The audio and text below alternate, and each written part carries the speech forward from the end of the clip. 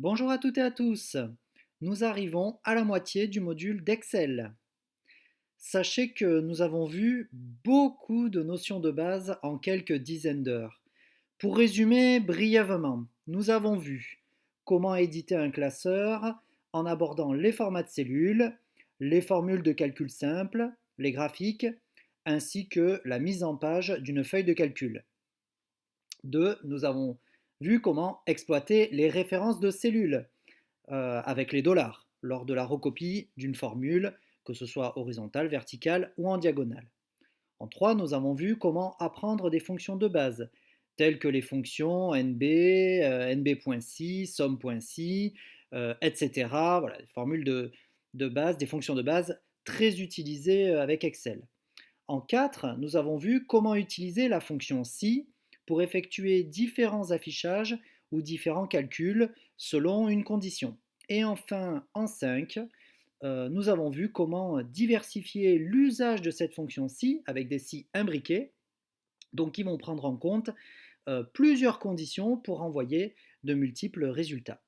Vous avez donc aujourd'hui des compétences de base solides, voire même très solides, pour être opérationnel avec Excel en milieu professionnel.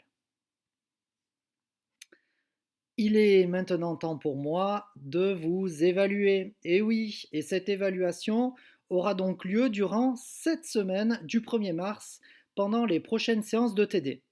Étant donné que nous sommes toujours en mode hybride, donc avec des étudiants en présentiel et d'autres à distance, donc cette évaluation sera faite en ligne via la plateforme pédagogique eLearn que vous connaissez.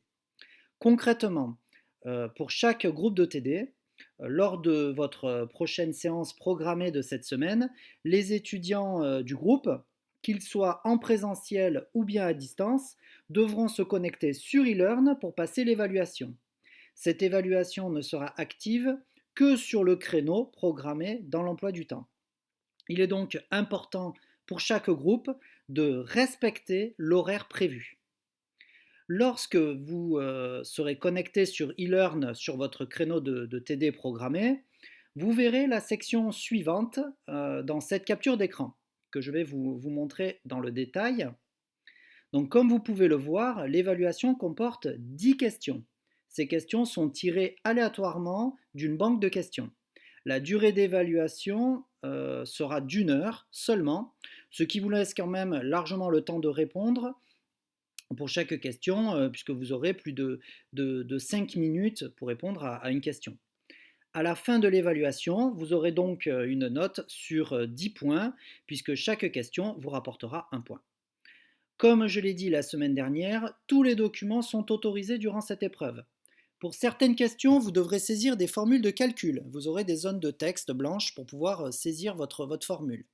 Pensez bien évidemment à mettre le symbole égal au début de votre formule, comme si vous étiez sur Excel. Autrement, vous aurez faux à ces questions. Si vous n'avez pas de tiers-temps officiel, vous devrez cliquer sur le premier lien, donc qui est juste en haut dans la capture d'écran. Dans le cas où vous avez le droit à un tiers-temps, vous devrez sélectionner le second lien juste en dessous qui vous donnera 1h20 pour passer l'épreuve. Ne vous trompez donc pas de lien, c'est important. Pour terminer, en cas d'absence, vous aurez la note de 0 à cette évaluation. Et si je vous autorise un rattrapage, celui-ci sera organisé à la fin du semestre, c'est-à-dire début juin, conformément bien sûr à notre règlement. Il est donc important de bien vous préparer à cette évaluation. Donc en effet, nous n'aurons que deux évaluations pour ce module.